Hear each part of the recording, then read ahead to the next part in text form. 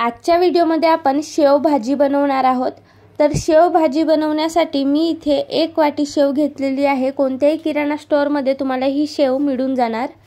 त्याचबरोबर इकडे मी 1 कांदा 1 टमाटर कापून घेतलेली आहे।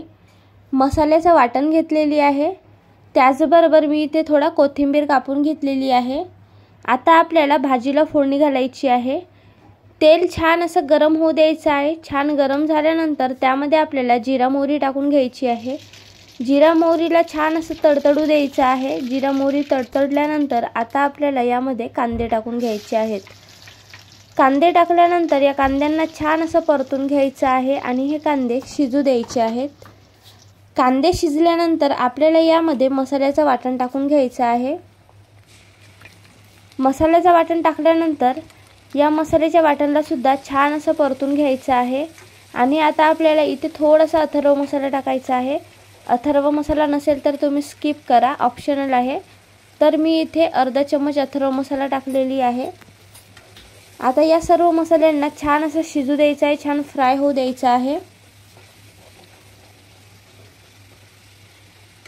सर्व मसाले छान फ्राय झालेले आहेत। आता आपण यामध्ये लाल मिर्च पावडर टाकलेली आहे 1 चम्मच, आणखीन अर्धा चम्मच म्हणजे 1.5 चम्मच लाल मिर्च पावडर। त्याचबरोबर 1 चम्मच मीठ टाकलेलं आहे। त्याचबरोबर थोडीशी हळदी पावडर टाकलेली आहे।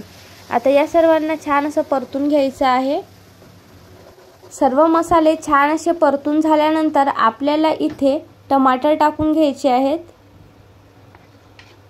टमाटर टाकल्यानंतर या टमाटरांना छान असं परतून घ्यायचं आहे आणि टमाटर शिजू द्यायचे आहेत। काही वेळानंतर बघू शकता टमाटर छान असे शिजलेले आहेत। आता आपल्याला याच्यामध्ये पाणी टाकायचं आहे। तर हा मसाल्याचं पाणी होता तो आधी टाकून घेत आहे मी। मसाल्याचं पाणी टाकल्यानंतर आता आपल्याला याच्यामध्ये आणखीन पाणी ॲड करायचं आहे। जेवढी ग्रेव्ही ठेवायची आहे तेवढं आपल्याला पाणी येथे ॲड करायचं आहे। आणि आपल्याला ही ग्रेव्ही जास्तच ठेवायची आहे, जास्तच रस्सा ठेवायचा आहे, कारण ही भाजी थंडी झाल्यानंतर घट्ट येते। आता आपण इथे कोथिंबीर टाकलेला आहे। आता या रस्स्याला उकळी येईपर्यंत आपल्याला मीडियम गॅसवरती ठेवायचं आहे। काही वेळानंतर बघू शकता छान अशी उकळी आलेली आहे। 5 ते 10 मिनिटं आपल्याला असं स्लो गॅसवरती उकळू द्यायचं आहे। आणि बघा आता इथे 7-8 मिनिटं झालेले आहेत।